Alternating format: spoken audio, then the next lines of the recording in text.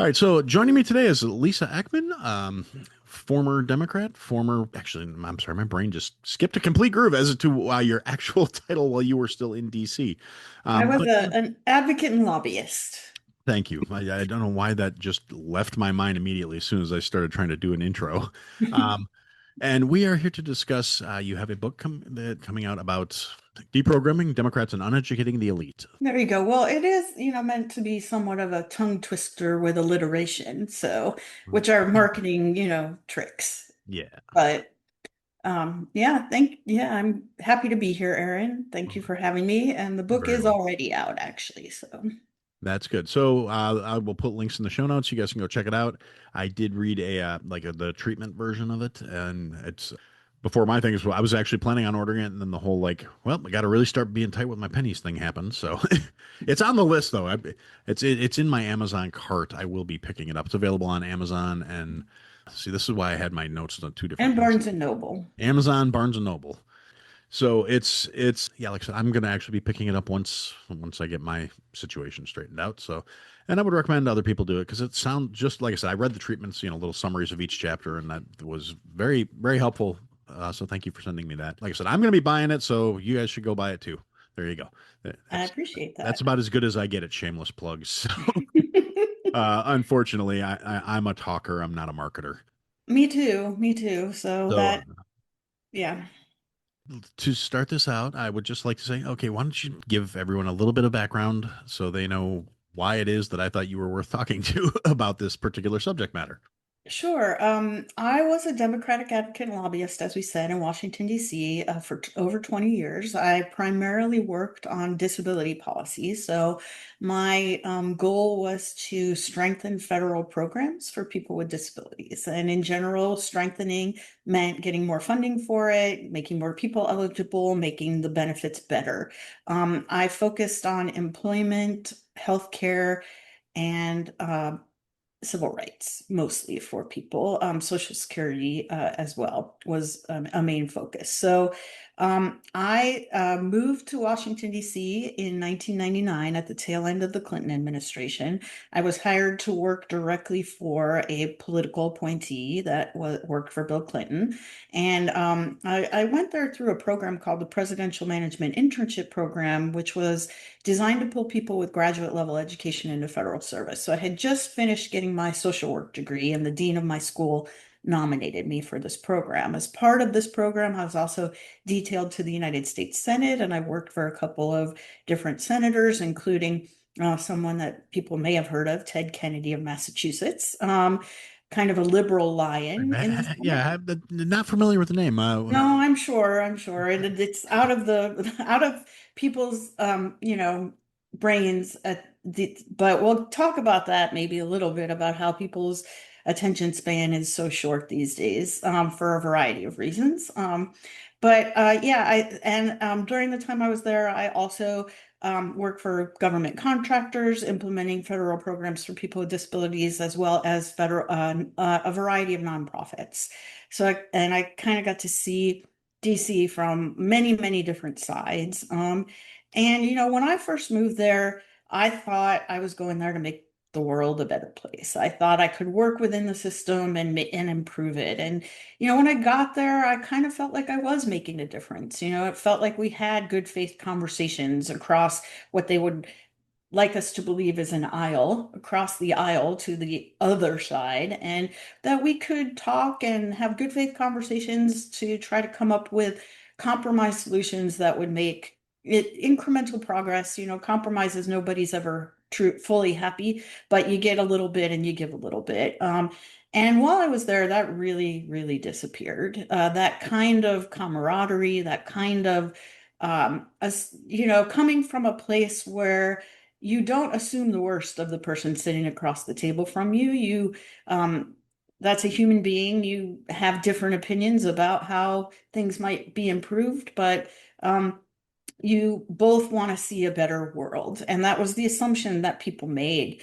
And when I worked in the Senate in the early 2000, early 2000s, 2001, like senators used to have dinner with people who were of a different party. There were lots of social events.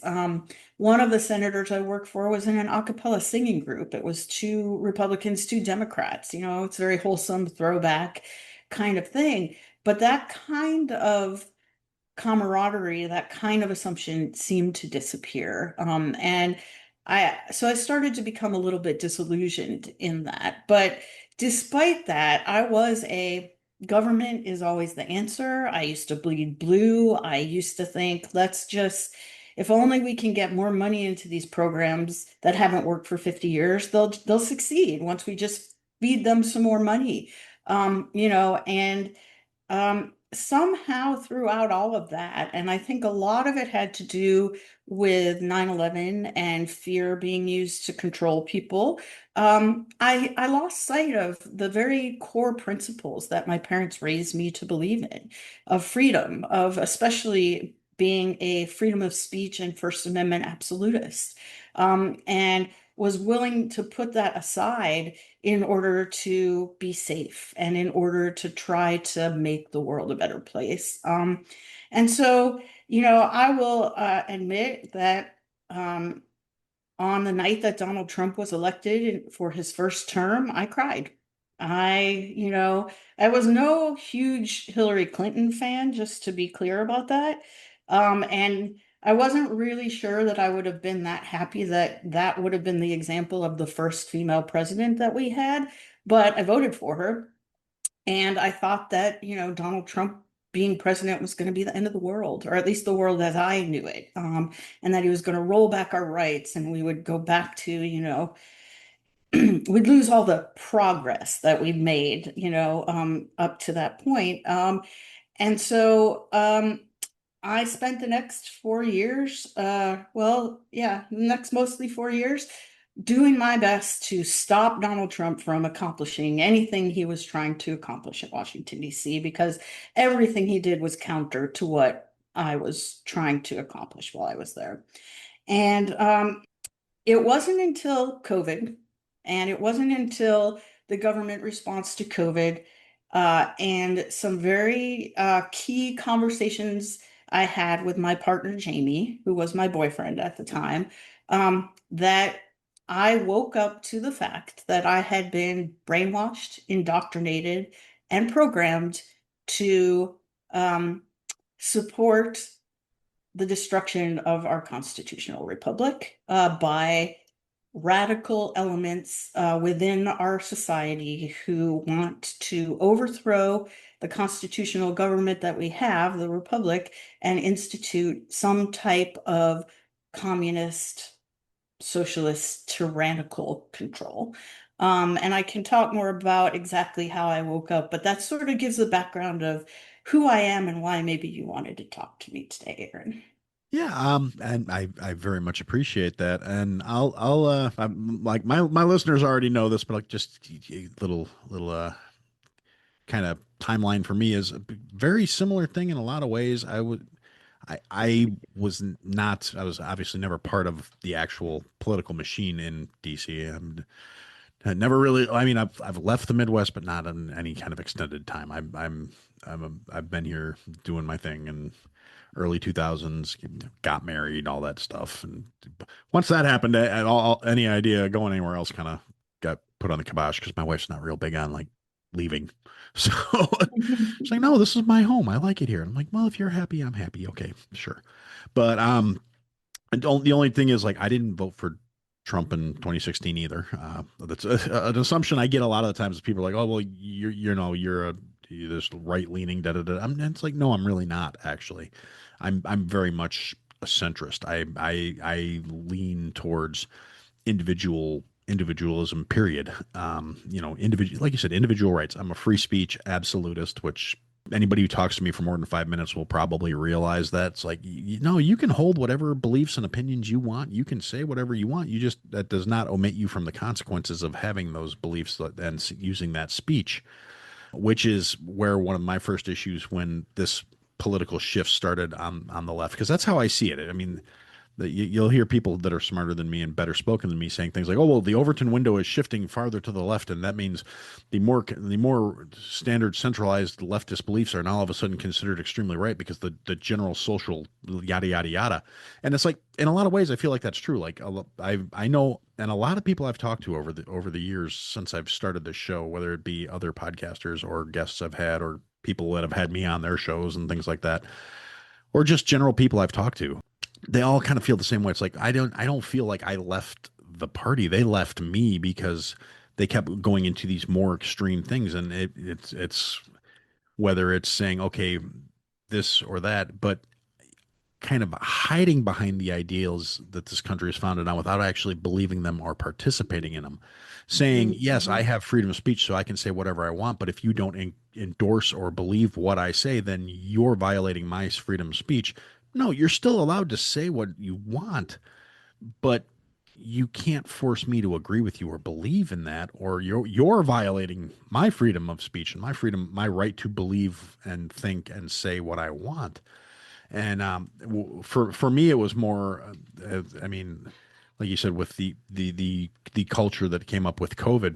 By that point, I was already. A lot of people were going like, "You're kind of a radical type guy," and I'm like, "No, I'm just tired of being told I'm not allowed to say or think or feel a certain way because someone else's feelings are somehow more valid or more important than my own." Because that's realistically how I see it. Especially in terms of the free speech issue, where it's a case of, like I said, I will respect another person's right to say or think or do whatever they want. But if they're not going to reciprocate and respect my right to disagree with them, then we have a problem. Then you don't actually have freedom of speech. You have this idea that your beliefs have to be controlled by some higher power, and whether that be society or the government or whatever the case may be. I mean, there's a difference between like moral standards and beliefs that you can hold or that are forced upon you. That's they lack Oh, validity that way in my again in my two pennies. yeah, no, in my opinion as well. And the second chapter of the book is what I call the evolution of the progressive cult, because that's what I believe the far left has become. It's very cult-like.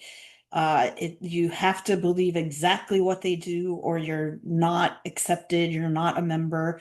And I really wanted to trace, well, how the heck did this happen to me? How did I go from someone who stood outside in 1976 waving the American flag and knowing, the constitutional amendments and vowing to protect them, to someone who um, is marching in lockstep with people who want to create a ministry of truth, basically, under the Biden administration. And, I trace it all back to political correctness. I really do. That's where it started. It was a concerted effort to begin to control the way that people spoke. And it comes straight out of Mao's playbook in the Cultural Revolution in China towards communism. And so um, it is the way in which you begin to chip away at an individual's ability to determine what is true for themselves. And,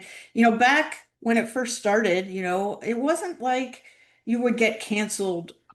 But you were saying Oh, so mouse maybe. mouse playbook. Yeah, right out of Mao's playbook. So, when it first happened, there weren't really consequences if you weren't politically correct. Someone might say you weren't very nice because you used a certain term, that now we're not really supposed to use. But, people weren't getting canceled, people weren't getting, deplatformed, people weren't getting debanked, for using the wrong language. And but that and we could still have a sense of humor and joke around, and as long as you were, in the right crowd, nobody cared, right? But that's not the case anymore. And um, it is the case that you can get canceled. You can get like your life destroyed for simply using a word that someone doesn't want you to. And I think that had a huge part in my awakening, and when I sat down to write the book, I really realized how bad it is. I mean, we there was a poll done in 2023 about pronoun use, right? And almost half of the Democrats in the 18 to 29-year-old age group believe that it should be a crime to misgender someone. So that their feelings about the pronoun you use is so important that you ought to go to jail, literally, if Yeah. you don't. And I'm going to say this strongly because I feel like that's appropriate on the show. If you don't affirm their delusion about who they are, then you need to go to jail. And so when you get to that point, you're really reached a place, and the government is supporting it. The Democrats are supporting it. So they're saying, yes, this is real. Someone can become the opposite sex, and you have to go along with it. And so that's a pretty strong movement away from freedom of speech and freedom of thought, really. Wrong think is a crime. It is, You can't yeah. hold the wrong ideas. That's bad. You're a bad person, and you belong locked away from society because you don't want to tell me I'm special. Yeah, and I think you and I were talking about this before we started recording, but just to reiterate, if you're an adult, do knock your socks off. Go love who you love, dress how you want, but your ability to do that doesn't change the fact that I'm entitled to my own beliefs, my own words, my own thoughts, and my own speech. And the minute you try to tell me I have to conform to whatever it is you believe, then that's when we run into a problem, along with when you start messing with the children. You got to leave the kids out of this. Some of the things like the fights over what books can belong in children's libraries, if we just reversed what the people were and made them heterosexual, um, I will not use the term cis because I believe Yeah, it no, is it's discriminatory, but you get my point. yeah, If just there were a men, traditional traditional, yeah, heteronormative. heteronormative books that explain the same acts, this would be considered child pornography. This would be considered illegal. And um, but instead we're called censors or we're burning books or banning books because we don't want children exposed to sexual content. So my point being, we've just gone so far down this road, and realizing that the Democrats were the ones who were really doing it, was a shocking awakening, for me. I say the same thing all the time, Aaron, that you mentioned. I didn't leave the party, it left me. It left me a long time ago. It became radicalized in a way that no longer resembles the party that I grew up with, that I've supported, my entire life up to 2020. So, and there are a lot of people who say that, like high profile people like Tulsi Gabbard and Robert F. Kennedy Jr. and those type of folks who, um, it's just that there's no room for disagreement whatsoever on the left anymore. Abortion is a perfect issue of that. However you feel about that, I cannot say that I think it's fine for a woman to abort a baby right up to birth. I can't, and I feel like we have created this weird culture among women now, where the worst thing that could possibly happen is that you become a mother, you know, and it's very sad and has been extremely destructive to women, I believe, and very misogynistic actually too. Yeah, I'm inclined to agree with you on that. I mean, I kind of ties into something I say on a semi-regular basis, and I've actually started hearing other people saying it. Which, if I were a lesser man, because I'm amazing, I might be like, "Hey, they're stealing my concept." But no, I think it's actually just people finally coming to a realization.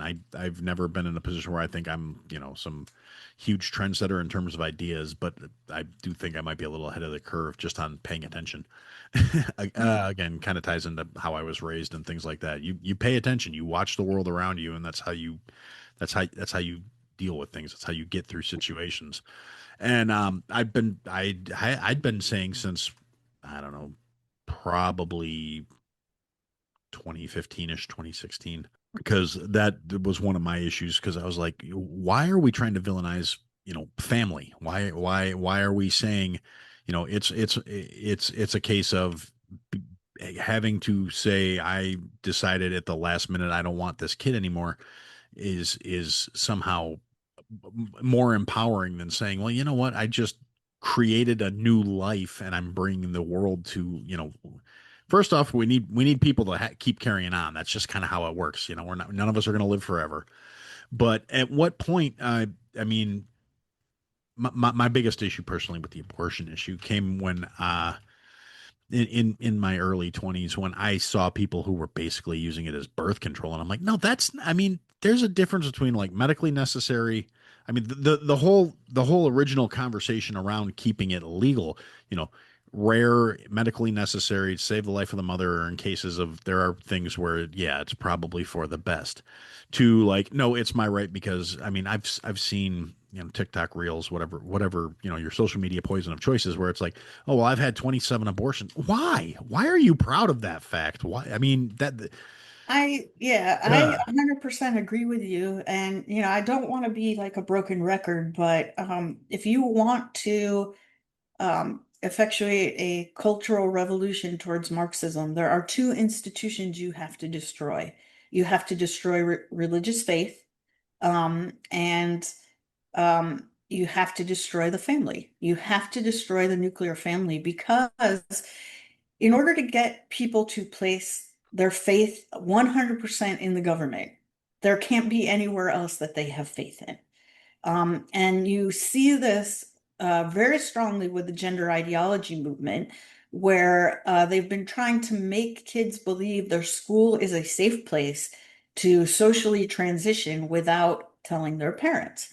And it is to divide the child also from the parental unit. But there have been other things that have happened too, and um, I will say, I've said this recently on a couple of podcasts, Aaron. I have had to return my feminist card. I've had to turn it in because it doesn't fit me anymore. And um, third wave feminism, current feminism, does not resemble the ideals of feminism that I was raised under. But the whole thing is that women now want to be more like men. And to me, that's a very misogynistic thing. It happened to me too. So, but they reject the very, gift that our creator, however you look at it, gave to women to create life. But it is like, it's my life would be over if I got pregnant. I've heard, young women say. And I find it very sad myself. I find it very sad. And I will say that I have no biological children of my own, because I made that very same choice that a lot of young women are. And like the 90% of women in surveys who are over 50 who say they regret that choice, so do I. And if you'd have come up to me when I was 40 and said, "You're going to regret it," I would have told you you're a misogynistic pig, and how dare you, think you know what's right for me. But the whole point of it is that there is nothing that gives you meaning and purpose more than creating the future of the planet. And the best way that you can do that is through procreation. Um, and raising good moral humans who are going to create a future that you would want them to live in. Like, how much more meaning and purpose can you get? And I will tell all those boss babes out there that nobody is going to remember your career 10 years from now. No one. It doesn't matter how important you think you are. I walked the halls of Congress. I walked in the White House for meetings. I was not in the inner circle at the outside of it, but I had meetings with really, really powerful, important people. Most of the people that I worked with are gone. Nobody's going to remember my name, but if I had had children and grandchildren, my impact would be around for a very long time. And so I think, and part of what has happened as well is that anything traditionally male has been demonized to the point that, we've seen this toxic masculinity, and again, uh, burning the feminist card here, but if I am being attacked by a big burly man, I do not want a female police officer coming to help me. I want a big burly man coming to help me. If I am stuck in a building that is burning, I don't, not that there can't be um, competent, effective female firefighters, but the truth is, the ability to pick me up and throw me over your shoulder is a lot easier for men.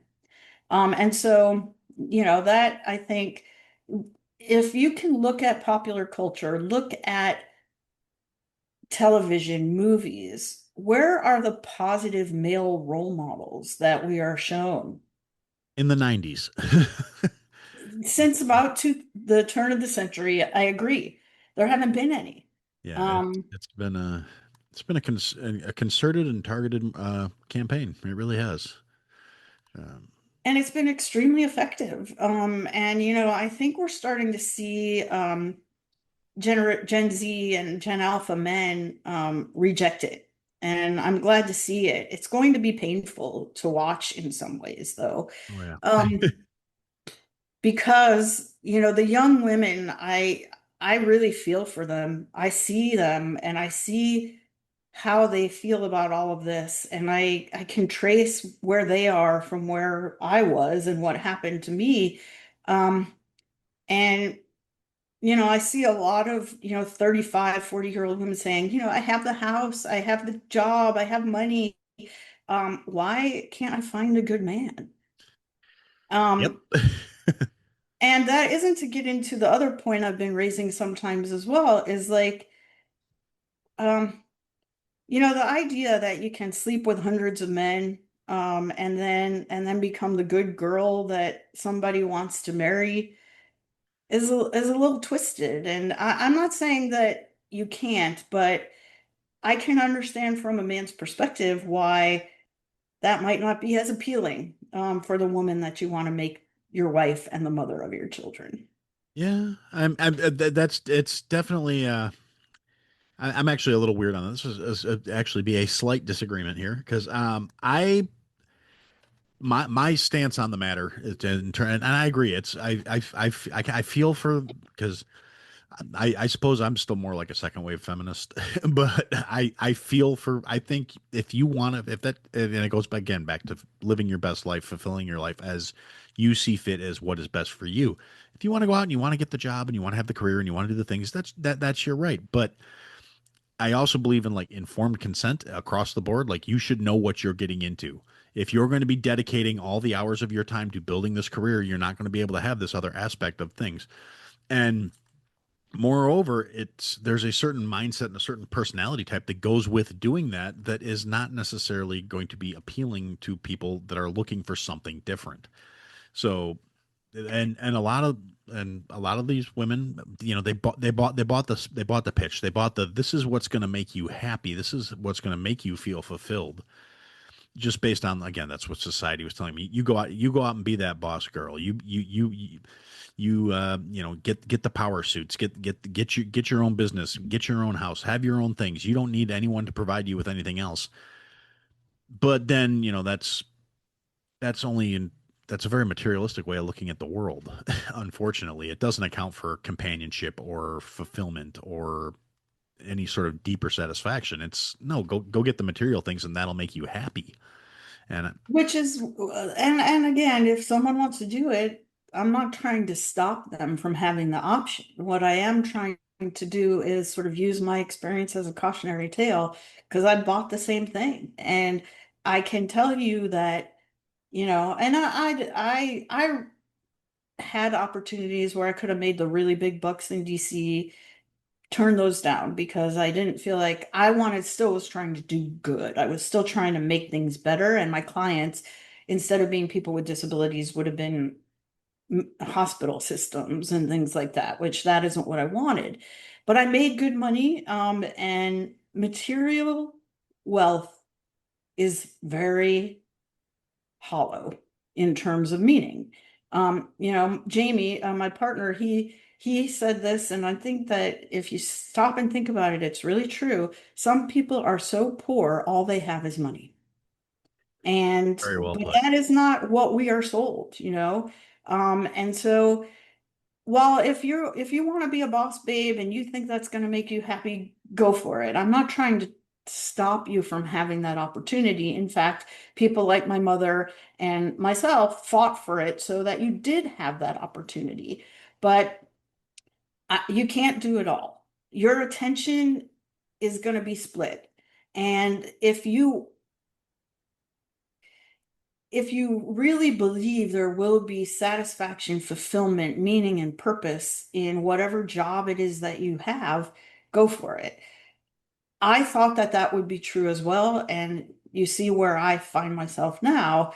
So that's part of why I am willing to be as pretty, open about this as I am. Because I guarantee you, there are a lot of old friends that I used to have that I don't anymore as a result of this. But I I would I don't regret the choices that I made. They were the right choices. Sorry. I think my keyboard's shorting out because I all I did was shift the desk and it just That's said, okay. I don't know if you believe in this kind of stuff, but I think Mercury's still in retrograde, so um, I think you're right. No, not a huge. I mean, I believe in science, like in there's possibly magnetic forces and things like that. My wife a little more the other direction where she will say, well, this is because of that. Okay, babe. well, yeah, I mean, Yeah. if you believe in it at all, those kind of things happen when Mercury's in retrograde. Technology and communication become challenged because of electromagnetic forces that happen. But anyway, now what was I saying? I was talking about Um, Life satisfaction.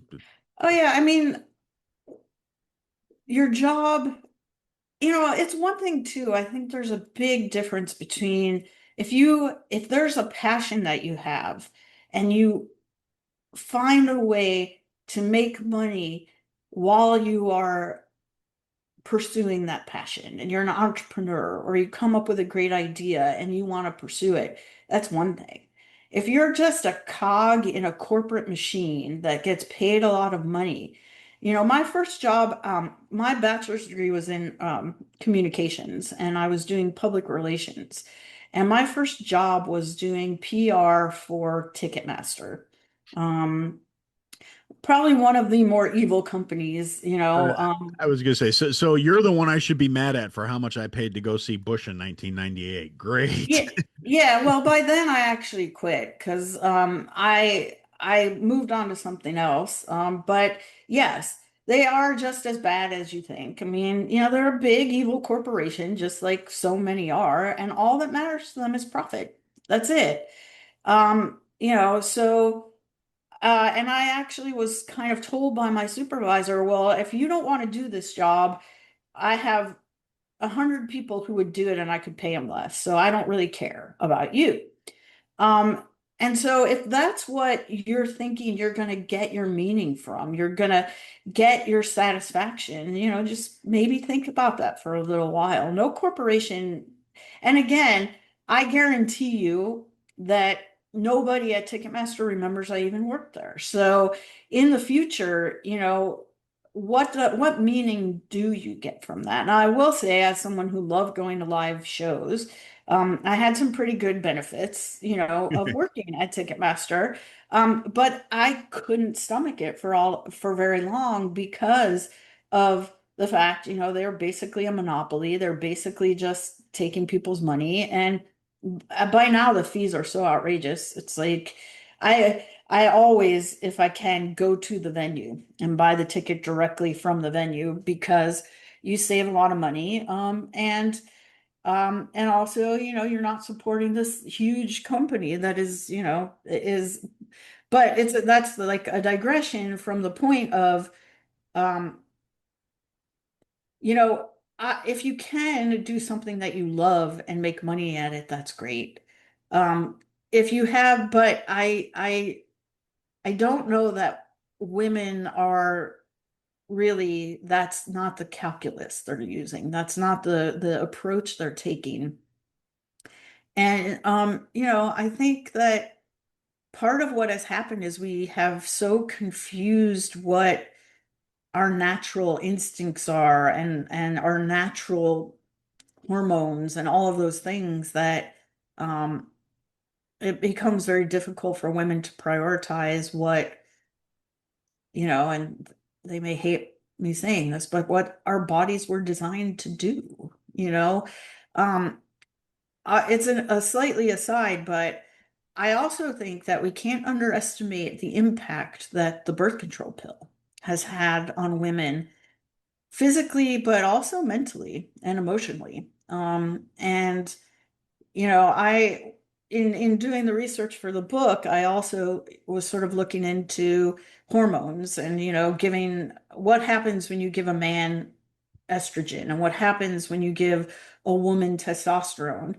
Well, it might not surprise many people listening to know that they never did any long-term studies about what that means, right? So health wise or mental wise, emotionally and spiritually. But it was even more surprising to me that there were no studies done on what it does to a woman to give her estrogen or to give her the birth control pill long term. And then I have to ask myself, well, why are so many women over the age of 40 on SSRIs and antidepressants and anti-anxiety drugs? Could it be because we've been messing with their hormonal balance most of their life, kind of thing? And what does that do to the mother instinct? What does that do to the nurturing instinct and all of that? You know, No, and those are very valid questions, and the fact that it's not more well researched, not more, hasn't been more well looked into, is telling in a lot of ways. At least to my crazy tinfoil hat lined way of thinking about things, because um, I I I don't think everything's a conspiracy necessarily, but I think sometimes there is a case of like willful ignorance on the parts of like, well, we make a lot of money doing this, so third and fourth order consequences aren't something we're going to really worry about too much. So, well, and I may go a little bit more into the conspiracy than you do. Only because of certain patterns in things about fertility and in things about other what they've done to our food supply and what they do to our water and all of the things that you could also look into.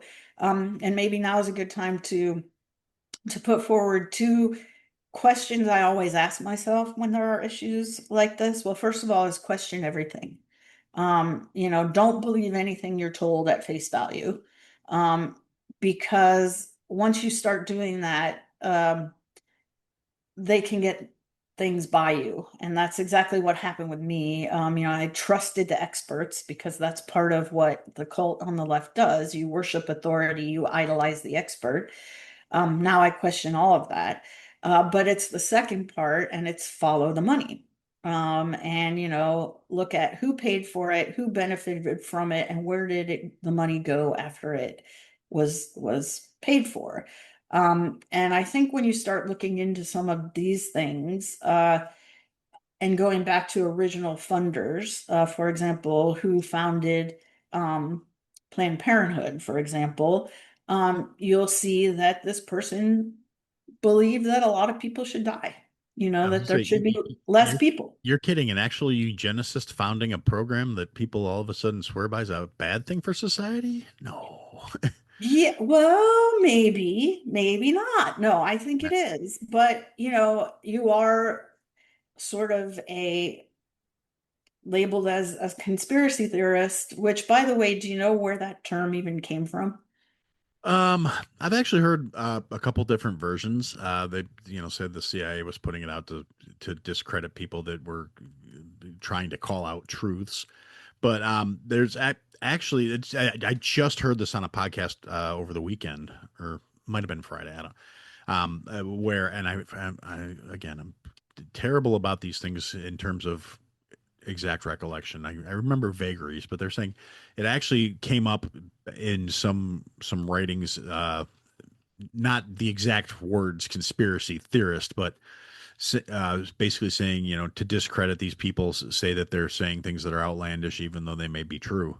And it was from some general in like 1783 or something like that. So Yeah, I mean, the roots of it go way back, but And I'll have to, I think I have it, it might be in the book, might not be, but it was popularized through Operation Mockingbird to shut down anybody questioning the official narrative around the John F. Kennedy assassination. And it was done by the CIA through the media, through Operation Mockingbird. And if anybody listening hasn't looked into Operation Mockingbird, check it out because I was gonna say um, that there's a pretty solid chance that most of my listeners are familiar. I thought so. That's why I phrased it the way that I did, but um, I think that I think that I consider myself a conspiracy realist. And I believe there are conspiracies all the time to accomplish things. Uh, all it takes for a conspiracy is, a couple people to get in a room together and make a plan that they want the plan to be secret. And if you don't think that happens all the time in government, um, they're not always nefarious. They're not always out to get us with these conspiracies. Sometimes they're trying to help us, but I think a lot of time it is nefarious. And they try to hide it. I do think that there has been a concerted effort to do these things that we're talking about today in terms of destroying the nuclear family, destroying religion, destroying faith in anything other than what the government and their experts tell you. Um, and it's working to just and to undermine faith in capitalism. We don't have free market capitalism, and we haven't had it for a long time. Um, and the version of capitalism that we have, I don't blame a lot of young people for hating it because it really isn't serving them very well because it is so regulated and it so props up monopolies and destroys competition. And it really gets away from the idea that two individuals should be able to enter into transactions and contracts that they agree to without the government interfering in the way that it does. Um, but it has been purposely done to increase support for things like a universal basic income, which we see huge amount of support for from young people. And based on the economy that they see, I don't blame them. In some ways, because I think about it, if you were born in the late 90s or early 2000s, you don't see a lot of upside to our current system. You don't see a lot of the kind of freedom that we saw growing up. You don't see the kind of economic opportunity that we saw growing up. And from a financial perspective, I can understand why a lot of women are very hesitant to want to have a child. Yeah, well, the kid's born and you're $40,000 in debt walking out of the hospital. It's a rough start. You know. Yes, and when childcare costs more than a lot of jobs pay, Yeah, um, there's that. Yeah. and I mean, everybody, even people who want to stay home, really can't in many cases. And then especially among poor people, we see so many single parent households. Um, Yeah. and our welfare Yeah. system I was encourages that. I would say it, and the system fosters that. It's very that's one of those ones. That's where again, that's where I start leaning into the realm of conspiracy, where I'm like, this is deliberate. It's and then I get people, oh well, you're just a conspiracy theorist, really? So explain to me why. Like a prime example out of my own life, when my wife and I got married, um, um, one of a person we know, who was our son is friends with her kid. Um, she said, well, I don't know why you guys got married. You could have just lived together and then she could file for all the benefits and all this other stuff. And you could just, pay the bills, because that's turns out exactly what they were doing. They were cohabitating, she and her kid's father, who, like, because I live in Illinois, and the common law marriage is not a thing here, so they lived together for 20 years, raised three kids. She was on public aid literally the entire time. So he got to keep more of his paycheck because he wasn't on any of the kids' birth certificates. So he wasn't being held responsible in any way, shape, or form. She wasn't going after him for child support or anything, because why would they? They live together and he gets to keep more of his paycheck, only insuring himself. Well, she gets public aid, SNAP benefits, Medicaid, all of that stuff.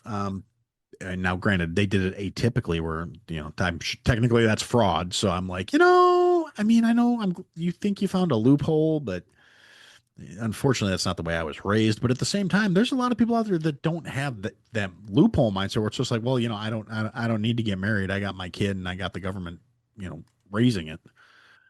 Yeah, and it is, I mean, you don't have to believe in a conspiracy. It is designed that way. It's just, and there is a thinking behind it, is that, if you have two parents, they should be responsible.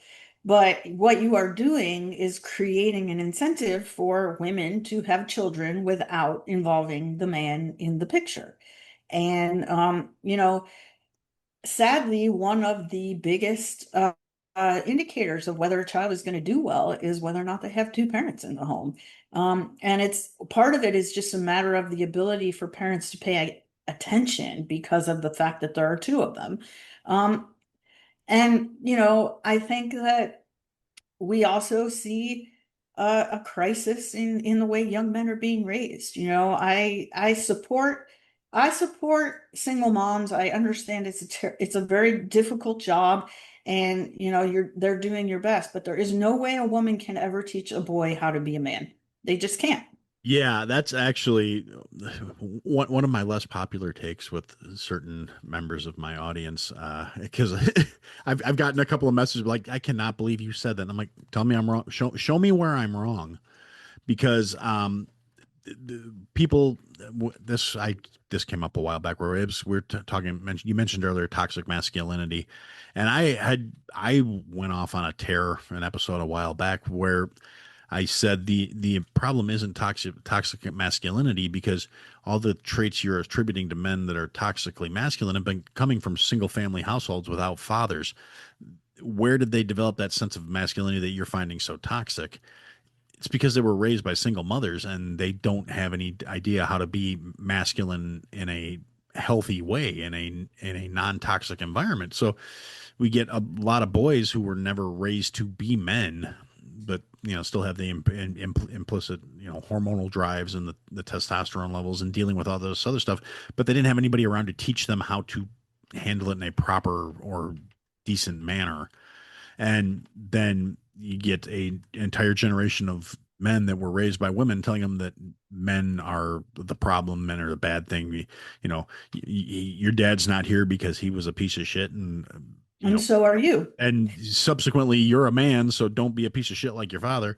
But you don't he doesn't have a positive example of how to be a man. I mean, and it can go very badly when you don't have that. I mean, again, that's just my life in interceding on my beliefs in a lot of ways. I look at a few of, like, my son is 27. He just turned 27 this month. He's a great young man. I'm very proud of the man he's become. But it's not that I think I'm necessarily this huge, massive success as a parent or anything, because I'm pretty sure I could have done a much better job in a lot of ways. I mean, I wasn't around as much as I would have liked to be, because I was working all the time and all this other stuff. But he turned out pretty damn good. I look at a few of his friends that he grew up with, um, and I'm just like, I hate to say this, but, and a lot of them he doesn't speak with or interact with anymore because of life choices they've made. Where I'm just like, yeah, this is what they're talking about when they say fatherless behavior. Because, I mean, I'm not trying to be an asshole, but you're a grown adult, but you don't know how to be a man. And with a couple of his friends in particular, I tried as much, because I knew they didn't have a dad in the picture, and they when they came over here, I tried to help and like, no, we don't do that because that's not how a man acts and things like that. But it's just a shame to see like see in real time the actual outcome of this. Like, you're this way because nobody was there to teach you you shouldn't be that way. And it's a lot of those behaviors where it's like they have a geometric impact or an exponential impact on society, because it's like the one kid I'm thinking of in particular, his mom got pregnant, dad was never there. His dad was just, I say he's one of those guys that's out there setting up franchises because he's out knocking up a different woman every 6 months, and now he's doing the exact same thing, despite the fact that his life was made that much more difficult by having an absentee father in the picture. He's out there, can't sustain a relationship with a healthy, normal relationship with a woman. He's got 4 different kids at 27 years old. I'm like,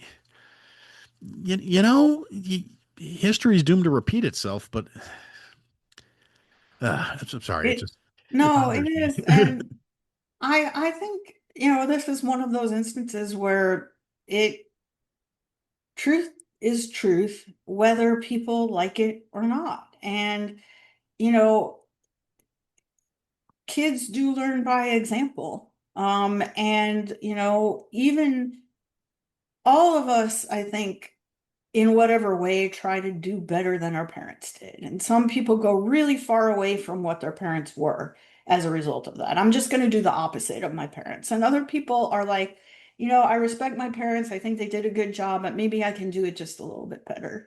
Um, but often you end up repeating the exact same cycles because you aren't shown any different. And, I mean, there is something to be said for having a strong man around. Again, my feminist card is ashes at this point, but it is true. And there used to be this idea that it was great that men protected women and children, and now that is just so far from what the image of a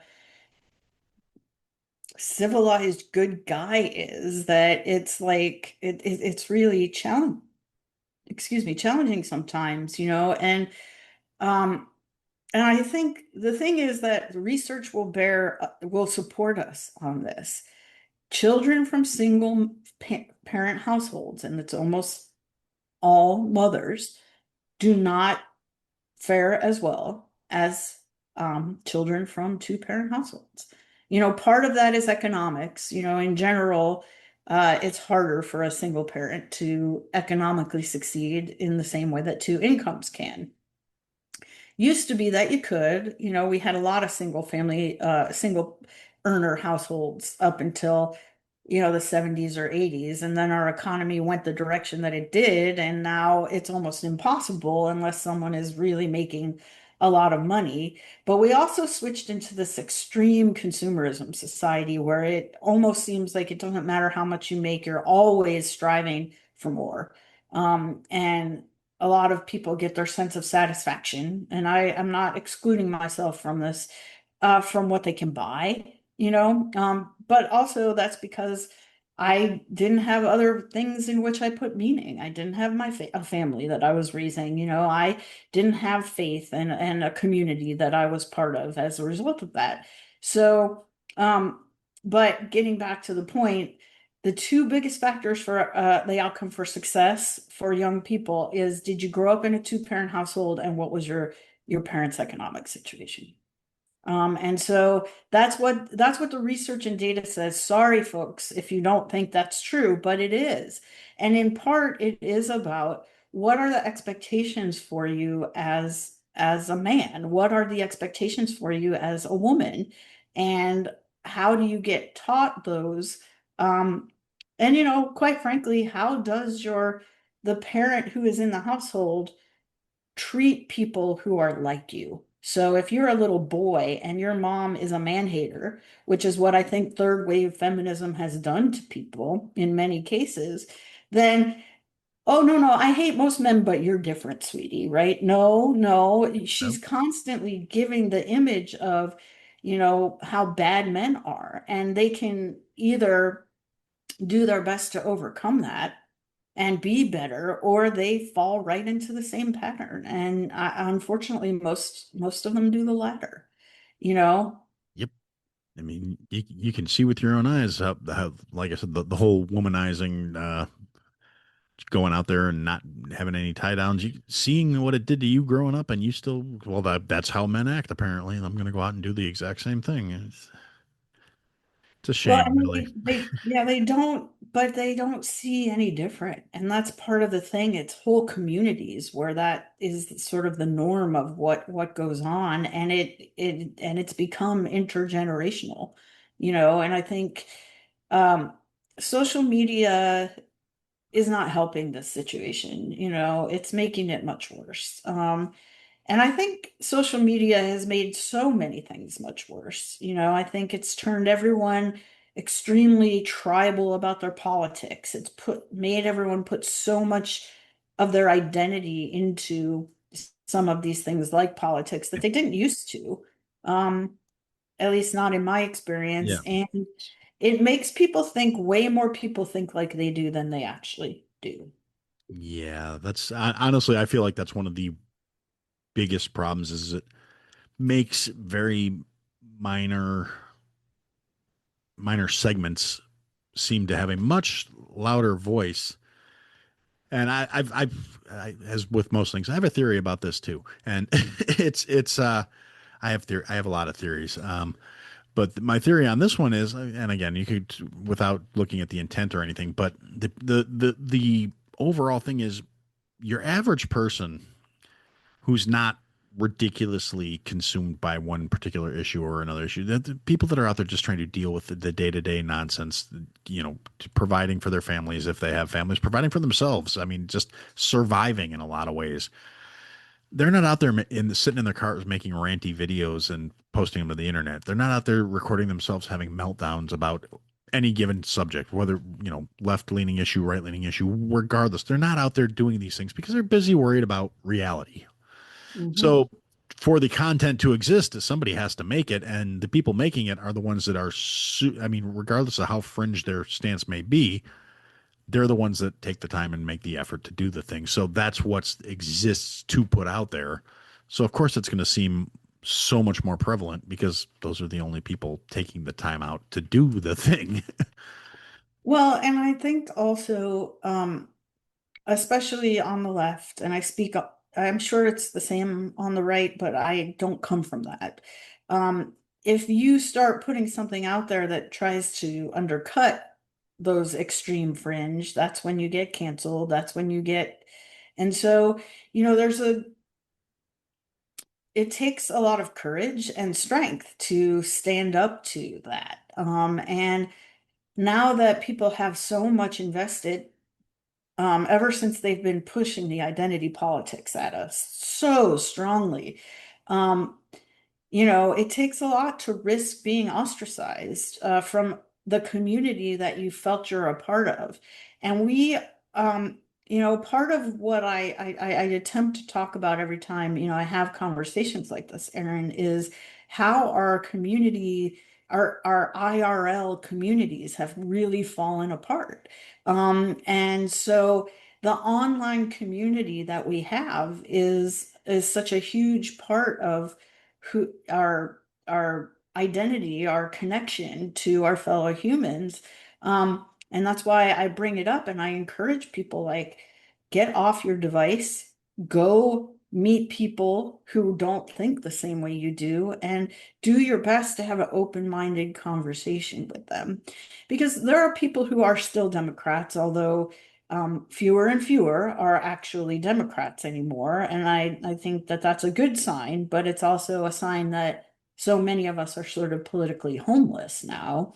Um, but there are Democrats who you might meet in person who would say, I agree with you, but I just can't say it. I'll get torn apart. Yeah. I'll lose all my friends. And the truth is, it's true. You might lose a lot of your friends. I've made so many more new ones that I can actually be authentic with and honest to.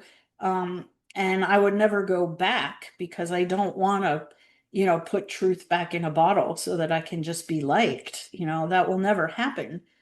But um, it is really scary to do that.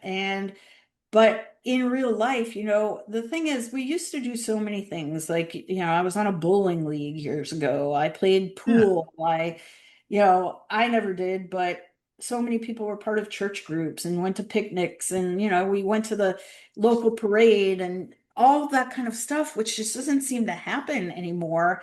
And I think if people took some time away from their devices and worked to rebuild in-person community opportunities, it could go a long way to sort of unraveling this uh, hate-filled tension that we live in Well, now. yeah, it's a lot easier to hate people that you don't have any basis in reality for knowing them.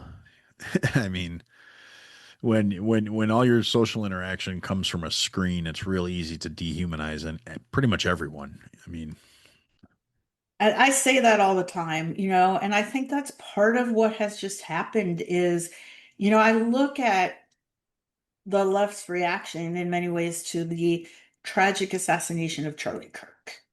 And they literally viewed him as not human. They viewed what he said, which if you actually listen to his whole conversations, it's not even that radical in general. And you don't have to. I don't know. I did not know him, but I watched a lot of what he had to say since he was assassinated.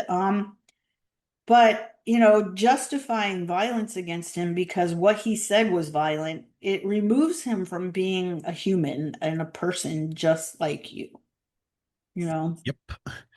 And that I mean, that's a prime example. I mean, people are out there celebrating and mocking somebody that literally got shot for holding a belief he didn't agree with. And Yeah, and this is one of the things that my eyes have really been open to since writing the book and having a lot of conversations is that the people on the left believe now, the far left, that speech is in and of itself violent, that it can be violence, and that his speech was violent because it hurt the feelings of some vulnerable groups, and therefore violence against him was justified. And I even found out this, which was really shocking to me, that I remember a little saying, and I quoted in the book, sticks and stones may break my bones, but words will never hurt me. They are now teaching young children this saying, sticks and stones may break my bones, but words will last forever. oh, geez, that's no. Yeah, exactly. And so that is really, really concerning to me. And I feel like our education system is really failing people. Although, again, I believe this is on purpose in terms of explaining what our foundational values are as a country and why they matter. And why, for example, free speech is so important. Very much so. And I do agree. It's 110% deliberate. That's one of those things. Again, I keep bringing up my kid. It's just, it seems relevant in context of the information. When it was kind of the same thing when my kid was in school age, and this is when all these things were really starting to become more forward and being more pushed. Oh well, you have to be careful with your words, and I on the other hand went, okay, well, your teacher said this, but I want you to think about it from this perspective. And I said, I'm like, don't go out of your way, don't go looking for trouble, but I want you to bear in mind before you get all bent out of shape about what this kid said to you. Do you actually care what he thinks about you? Is his opinion going to change your life in any significant way? Is it? And he's like, well, no. I said, then who cares? Why are you getting so hung up on what somebody you don't respect thinks of you? And he was like, I don't know. And I said, exactly. And we lost that somewhere along the lines. Is people are so concerned about the opinions of people they don't even like, and I don't get it. Well, and I talk about this in the book a lot too. There's a chapter on why did this work on people on the left? That's chapter 5, I think. And part of that is that they do rely on external validation for their own sense of self. They very strongly, and I was like this too. And that's why it matters so much, And I go back to this on a few occasions is that if you have no relationship with the creator and your family didn't do a good job of instilling a sense of self and self-love in you, you need that validation from somewhere because we all want to be connected to something bigger than ourselves. And we all want to believe that something out there has our back, something out there believes in us. So if your family didn't do it and you don't believe in God, you want it from somewhere. And so the left becomes what gives you that validation. And then you will also be much more likely to put it into the government and your faith in the government to provide you with that feeling of acceptance and safety.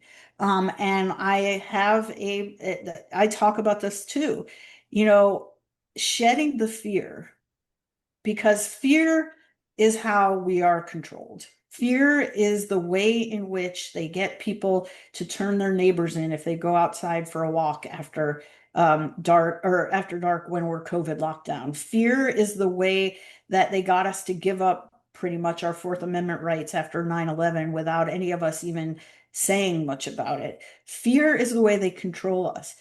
And fear of not being liked, of being told you're not good enough, is a huge one in terms of how they keep people on the left in line. And so shedding that fear and letting go of caring what people think about you is a huge part of being of waking up for me and shedding like it's not that I want to make you feel bad. It's not that I'm going out of my way to say things that hurt your feelings. I just don't care if it does, if it's the truth. But that is where they have figured out how to control so many people on the left, in my opinion, having been there. Yep, and that right there, I think, pretty much sums up exactly why the system thought we would have a good a good rapport because I have said almost exactly that thing. I have ranted ad nauseum about people who need external validation, and that's how they're manipulated and controlled because they're lacking in some fundamental core, like a foundational aspect is just missing, and it can be called it's a cultivated thing. I think I agree with you. It's deliberate, without a doubt. When you remove the nuclear family, when you remove any kind of faith or structure, but our inherent human desire to have that validation still exists. And it's when you take away all the other sources for that validation, all of a sudden you have to look to society or the government or, insert big powerful entity here. I mean, I've said repeatedly that the government is the church of the left, and it's like I said, I completely agree. It's a deliberate thing. It's people that need that validation because they aren't in a position where they can say, I don't care. And being able to say that is so cathartic. I think more people would be happier if they realized it. I agree with you. But it is really, really, really challenging. It is very hard. There's when and yes, government and is the religion of the left. The way I say it is they worship authority, they idolize the expert. And one of the things that has been so challenging for me since I woke up, one of the things that happens when you spend a lot of time in school is you learn to trust what teacher tells you, and you learn to sublimate your intuition. Um, Even if it's telling you what teacher said is wrong, right? Because if you bring up what your gut, hey, that doesn't sit right with me, and then you pursue it, you probably get a bad grade or you get in trouble, you get sent to the principal's office when you're young, or you don't graduate, Yeah, right? I spent a lot of time in the principal's office as a youth. And many people do, and it's not because they're bad, it's because they're not going to let them tell them what is true. But when, I have a law degree, I have a master's in social work, went to undergrad, so I spent a lot of time in school.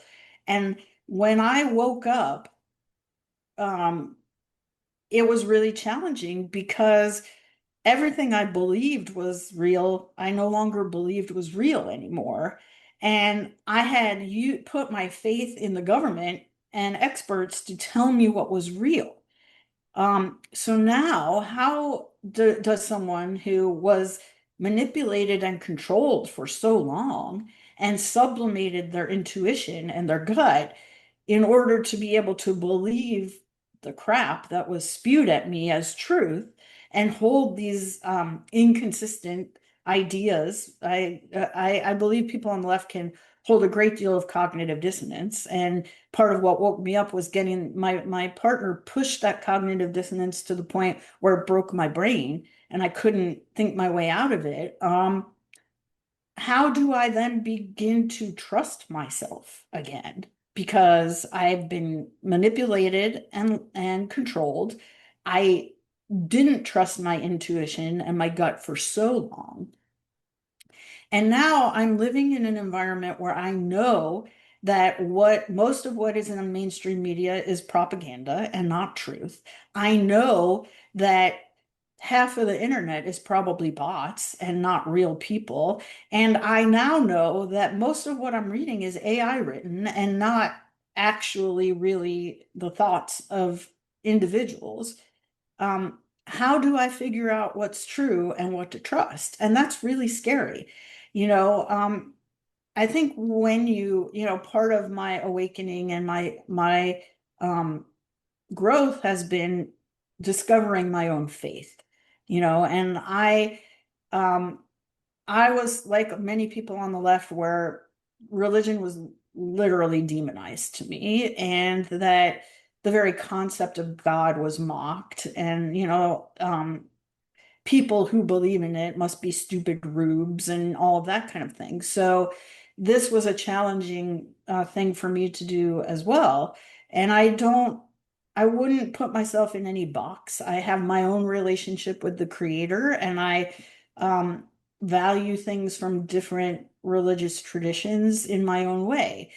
Um, but that also gives me some of that acceptance because I feel a part of something bigger than myself that I don't have to understand. I don't have to be fully, I don't have to be able to explain it.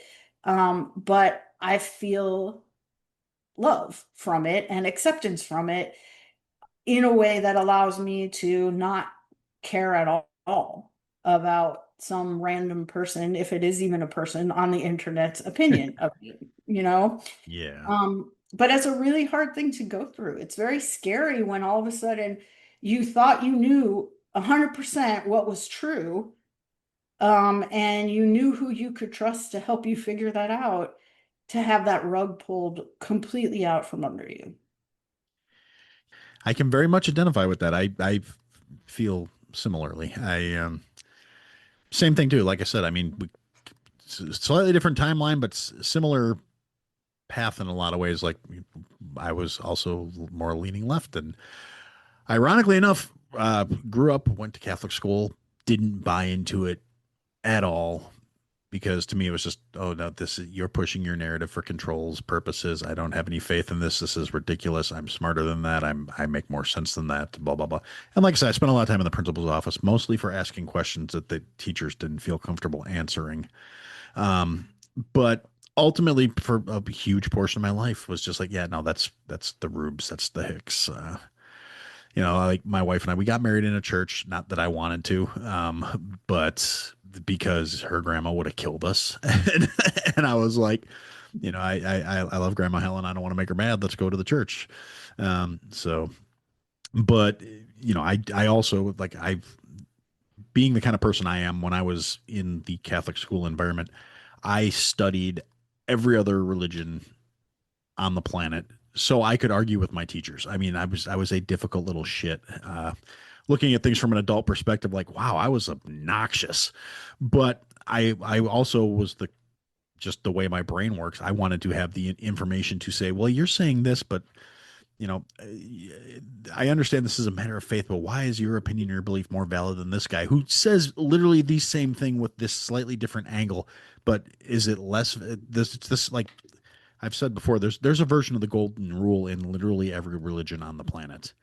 And so what makes it any more valid coming from your version of the story? And then people wouldn't be able to answer that, and then I'd get in trouble. So And I can relate to that, and I talk about that in my book too, is that the golden rule is it appears almost everywhere. And it's something that I think it's actually very misinterpreted sometimes too, but um, two of the things I find really missing from people on the left are two other concepts that are in many religious faiths, and that is gratitude and forgiveness. mhm. And um, I would say I didn't really have those two concepts in my life prior to waking up. And that's why you see people who are feel so entitled to things, because they don't have a sense of gratitude for what they already have. And they have this sense that they deserve more. And then the second one is forgiveness, and you see this especially among the left, the slightest perceived um, put down or slightest perceived slight, and they want to cancel you and destroy your life because they can't forgive anything, and they especially don't forgive themselves. And that's a big thing, I think, that hampers them. But um, the golden rule, and then sort of a moral code that comes from principles is something that I think people get from religious faith that often is missing in the secular left. Very well put. Yeah, it's and again, like I said, these are things I've said very similar things over the course of God, how long? 5 years I've been doing the show now. So, yeah, it's I I I I would agree, and like I said, I can't, I my the only thing I would say in terms of that is. And again, I feel that that absence is a cultivated thing at this point. It's deliberate by the people that manipulate things to hold this status quo and keep this the way things are. Like I said, it's something a lot of people, higher up in the echelons of power are aware of and are not above using to. Uh, it makes it sound so nefarious, but I mean, it kind of is when you know there's a defining characteristic that's lacking in a certain subset of people and encouraging that thing to be absent so you can control them. It's kind of an evil way of looking at things. Well, it really is. I mean, and I'm not, so I would never suggest that any one religion or religious tradition should be foisted upon anyone, and I very strongly support, freedom of religion as enshrined in our First Amendment. I also think that when you go so far as to say, you can't even talk about the Ten Commandments, you can't even talk about, I mean, a federal court upheld a decision to not allow a teacher to have a Bible on their desk to read while not saying anything about Yeah, it to the just children. Um, you are going way out of your way to destroy religion. And there's nothing in the Constitution, nothing that says there's a separation of church and state. Nothing. What it says is that the government cannot declare an official religion. And I understand that, you have to draw a line somewhere.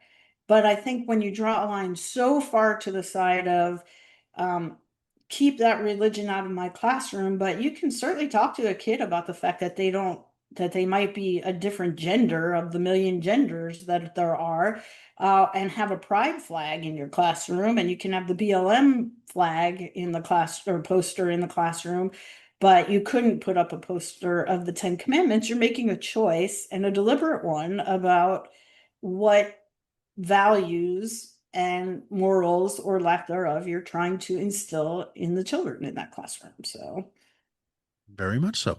Again, I agree. uh, so yeah, I mean, we do agree about quite a few things. I think, but I think what it all comes back to is that, I think a lot of people just have to um, grow a backbone and begin actually saying what they believe, even if it's going to be unpopular, and especially if it's going to be unpopular. yeah, I, I would say I would actually, I would. The only thing I would caution against is I would caution against saying things because they're unpopular. But I was gonna say, but don't be afraid to say something because it's unpopular. I mean, No, I agree with you. And I also think um one of the things I talk about in the book is, well, how do you try to help wake somebody up? You don't do it by getting in their face. It's not going to happen that way. yeah, no.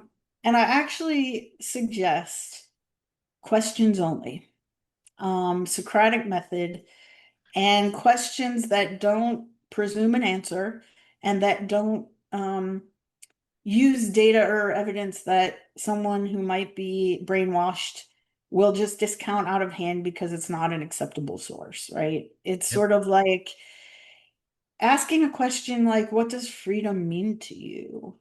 Is it important? And how do you define what a right is? Because that's a big challenge with people on the left right now. Oh, you should have a right to healthcare. You should have a right to this. You should have a right to that. Well, no, if the government gets to define it and gets to take it away, that's a privilege. It's not a right. And we have rights that the creator gave us, and they're, natural born rights. But those questions allow for them to start asking themselves questions and get below the talking points and get below sort of the top level without them feeling attacked, and maybe where they'll feel safe to explore some of these questions without it being um, automatically threatening to the identity that they hold for themselves. Gotta kind of kickstart the critical thinking process.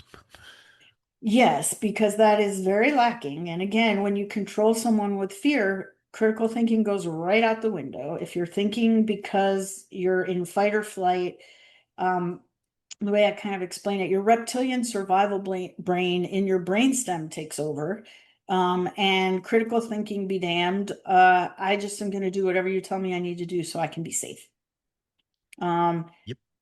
yeah. So these questions are designed to avoid that and to keep the person in a space where they don't feel their identity is threatened, and they can feel safe to potentially answer a question in a way that might get them kicked out of the cult if they were to publicly state it in to a different audience. And so that's the idea behind it. And it worked for me. There was a question that my partner asked that, like I said, pushed my cognitive dissonance to the point that my brain broke. And um, it won't always happen right in front of you, and the response you might get is to be called a name or an ism or a phobia or whatever it is. But I tell people, like, wear that as a badge of honor. Don't take it personally. Know that you're actually kind of getting through when you get to that point. Yep, that's kind of how I look at it too. You mean I've said it where it's a sometimes you got to plant that seed and take the hate, but realize they're going to walk away and it's still going to be in the back of their mind, and And I then they'll call it a come to it in seed their own too. terms. You know. I call it a seed too. And you may never get to see that seed germinate, but with the other right conditions, with the right things, it may germinate and flower into something that changes their life in a positive way. And one person at a time, because I tell people, I wish I had a playbook that we could just start broadcasting things over social media and it would change everybody and open their minds, but we can't. Everybody's brainwashed in a different way. Everybody cares about different issues. And so it's really an individualized thing. And a person has to make a choice, that they want to go through the dark night of the soul that is going to follow when they have to really examine who they are and why they became that way in order to free their mind to become who they want to be. And it is hard. Yep. I can imagine. uh, so, yeah, like I said, I've always been a little more, for lack of a better way of putting it, brash, I guess. I mean, I've taken over like I said, since the time I was a kid, I was the one that was always asking the questions and pushing the narratives. But that's how I was raised too. Be analytical, be critical. Whether you like something or not is irrelevant to whether or not it's true. And that's, at the end of the day, I think that helped me be a little more receptive to realizing my own degree of bullshit. Which there's nothing wrong with that. And you know what? The brush approach can work with some people. And I think, like I'm not comparing myself in any way to Charlie Kirk. His way was a little brash sometimes too. What I will say is that works better with men than it does with women. And even he admitted that he just can't figure out how to break through to women. And part of that, I think, is these women, despite the fact of how tough they appear and how boss girl they want to be, need a safe environment in which to allow themselves to question. And so, I mean, I think you saw a huge sort of move to the right of young men, but we didn't in the 2024 election. We didn't see that with young women, and I so I think the think. disparity was like 43 points or something like that. Yeah, it was something gigantic. And in part it is because I think young men have had it with being the victim or being blamed for everything and being, um, uh, told they're awful and things like that. But I also think it is because he was able to get through to people. Yep. And I do agree with you. Actually, it's a very different metric of getting through to men to getting through to women. It's my wife tells me all the time. She's like, "There's a reason 90% of your audience is male, and it's because you don't play well to emotions. You're emotionally constipated." And I go, "You're right. I am." But And not everybody, that's not everybody's role. We're all can accomplish what we can speaking truth in our own way. And one of the things that I hope with the book is that I am a woman and I'm proud to say it, and I will fight for the definition of a woman that is, what I believe in. And I'm also highly educated and one of those credentialed experts that they've been told that they should listen to. And as I say, like, it's a lot harder to discount me, and especially when I am not being brash. I could be really brash. I have that I'm side inclined to to believe me. that.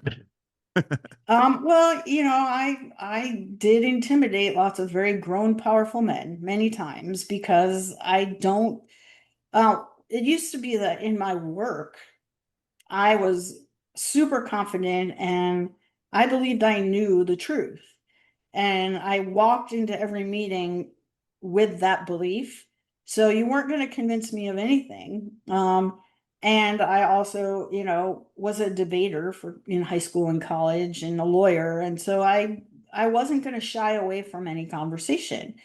But I also have the nurturing side of me and the soft side of me that women have been programmed and um, convinced that is a bad part of them. And, but it's also the way that I think you can get through as a woman, maybe to other women. And so while while I had my partner, he used that technique very effectively, not that he knew he was doing that with me, of asking me questions in a respectful way.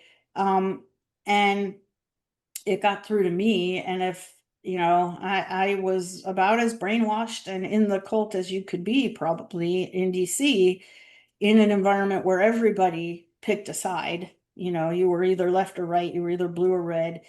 And if he could get through to me, you could get through to anybody. I think it's a little more challenging with people who weren't instilled with those same foundational values and belief in our Constitution that I was, but not impossible. And so I remain optimistic that we'll wake up enough people, that we can reclaim some sanity, and reclaim the ability to, as we talked about before we started, have rational, reasonable, respectful conversations with one another that don't come from a place of um, moral superiority and looking down on each other for the beliefs that we hold. And that would be a lovely thing. Okay, now, and this is purely just a okay. So as we've talked, we have a lot of things we agree on here and everything. In terms of if you could to reemphasize on a final point, the like you said, there's not one magic formula that's going to make everything work. We're not just going to be able to go out there and put out something on social media that's going to all of a sudden snap everybody out of their delusion. But if there was one, as someone who spent 20 years in the left, swimming with the sharks, as someone who went and has got been involved in law and involved in the influential side of things, the impact. If there was one thing that you could just kind of look at and say, this is something beyond, be a critical thinker, beyond starting to kind of think for yourself. This is one thing that I would say people really need to emphasize when they're trying to talk to somebody from this side. And we've already, a lot of the whole conversation has been this, but like the one big key takeaway, if you could just say one thing that was like, this is where you need to start. Yeah, I think this is something that we didn't talk about, so this will be a good one. And it's really hard to keep this in mind given the way that a lot of people on the left act these days. But one of the things that has happened is that people on the left are overwhelmingly compassionate, okay? And I know when they're yelling at you, it doesn't seem that way, right? But it's that very compassion that has been manipulated, using fear and weaponized into anger. And that's what comes across. Because they have been thoroughly convinced that you just don't care about that poor kid who thought they were born in the wrong body, or you just don't care about um, the fact that, a Black person is oppressed systematically in our country. And so try to access that person's true compassion. Try to get to, all right, I actually do care about that young kid, but let's see about how we can look at why you care about them and why maybe I have a difference of opinion about it. And that can be challenging, but the more you know someone, the more you're going to know what they really care about and where their compassion is. And if you can get to that point, you mentioned something early on. I don't know if it was before we started talking, recording, or after, but that why does that other person's feelings matter more than mine? And so when you talk about the trans issue, for example, and not talking about whether the kid could get gender affirming care, but maybe should the boy who still has a penis be allowed in the girls' locker room? Well, why does that one boy's feelings matter more than the 99% of the people affected by this, and that's the girls? And so bring out the compassion if you can for those girls, to show it's not that I'm not compassionate to this boy. I have a ton of compassion. It's for these girls. And where is your compassion for these girls? Because they have been manipulated to believe that their compassion should be selective and that should go only towards vulnerable or more marginalized or historically oppressed groups. And so trying to access that true compassion and keeping compassion in your own heart while you do it can go a long way. I know it's hard, especially when they're calling your names, and it's hard to see that they are truly compassionate. But again, part of the goal is to remember that we're all human and we all have a lot of things in common, and that can be a starting point that can be extremely effective. All right, excellent. Well, thank you very much. I appreciate that. Thank you for your time this morning. I'm glad we finally got a chance to sit down and talk. If you ever want to do it again, let me know. I mean, I guess I'm always willing to talk to people that I think are actually worth talking to. So, Well, uh, I really appreciate that, Aaron, and I really enjoyed this conversation. And I think we stuck to relatively safe topics, so maybe next time we'll delve more into the conspiracy world a little bit, unless you think that's too far out for your listeners. oh no, not at all. I've said repeatedly, as far as I'm concerned, the only things that are off limits are what you're comfortable with. So, And I pretty much am willing to talk about anything, and if we get into something I'm uncomfortable with, I'll tell you, because well, that's what truth is, you know? exactly. Well, it sounds fantastic. Thank you. Again, I will put links to your deprogrammingdemocrats.com is the website. I'll have put links in the show notes there. Anything else? Any other social media places you'd like people to go or anything? Or I am on X as deprogrammed dem. I'm not very active though. I just that's probably for the best. It's a cesspool. That's where every that's where I spend all everything my is, social media credit. and I'm like I say, I'm not convinced that most of the time I'm actually talking to a real person when I'm on social media. So, Exactly. but I appreciate the conversation very much, and I will look forward to speaking to you again.